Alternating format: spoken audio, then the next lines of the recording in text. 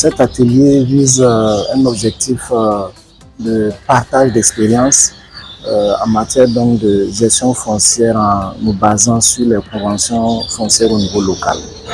Et il y a eu des expériences très enrichissantes qui ont été documentées dans un certain nombre de pays avec des chercheurs. Et dans les pays du Sahel notamment, je vais parler du Burkina, du Mali et du Tchad. Alors, c'est une occasion, une opportunité d'échange entre les différents acteurs pour voir dans quelle mesure on peut trouver également des solutions en termes donc de pratiques au niveau local. Parce que naturellement, il existe des textes, mais vous savez que dans nos pratiques habituelles, tout ce qui est dit dans les textes ne permet pas souvent de prendre en compte certaines préoccupations au niveau de nos localités. C'est pour cette raison que dans la plupart même de nos documents, il est prévu qu'en plus des textes, des structures formelles, on puisse également envisager, j'allais dire, le recours à ces pratiques qui, en tout cas, ont fait leur preuve de par le passé. C'est pour cette raison donc au cours de cet atelier, les différents acteurs pourront partager les différentes expériences, faire en sorte que ce qui est bon, tout ce qui a été des facteurs d'échec, puisse être connu, documenté et servi donc au niveau donc de nos différents pays. C'est pour cette raison donc que cet atelier en tout cas est attendu avec beaucoup d'engouement. Nous passons qu'à son terme. En tout cas, on pourra avoir de très bonnes pratiques. Du reste, ça se passe comme je l'ai dit tantôt. Et naturellement, si on arrive davantage à faire recours à ces instances, je pense que ça permettra donc d'apaiser davantage la situation conflictuelle en matière de gestion foncière que nous connaissons dans certaines de nos localités.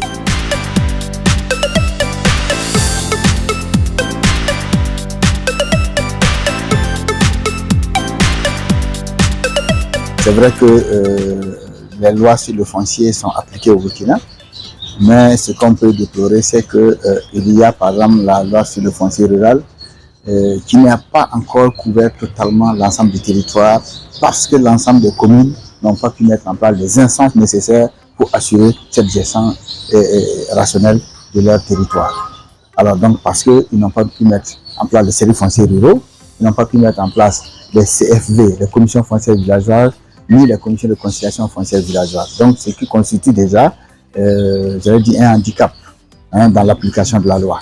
Alors, donc, on peut dire que à peu près les 2 tiers sont déjà outillés, mais il reste quand même un bon tiers qui n'est pas encore outillé. Donc, c'est pour nous, c'est pas admissible parce qu'il faut travailler à ce que toutes les communes soient capables de mettre en œuvre la loi. Voilà. Donc, indépendamment de l'inachèvement, j'allais dire, de couverture totale du territoire, il y a aussi le fait que les lois ne sont pas suffisamment diffusées au profit de l'ensemble des populations pour qu'on ait une saine compréhension de ces lois-là.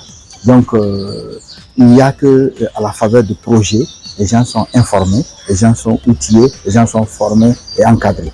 Mais dès lors que le projet finit, on a comme l'impression que ça retombe un tout petit peu dans l'oubliette.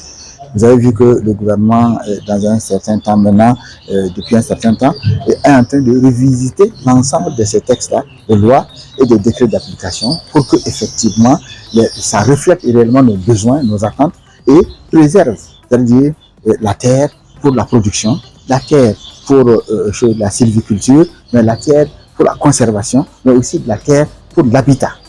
On en a besoin, mais il faut donc conduire des politiques de manière rationnelle pour garantir chaque droit.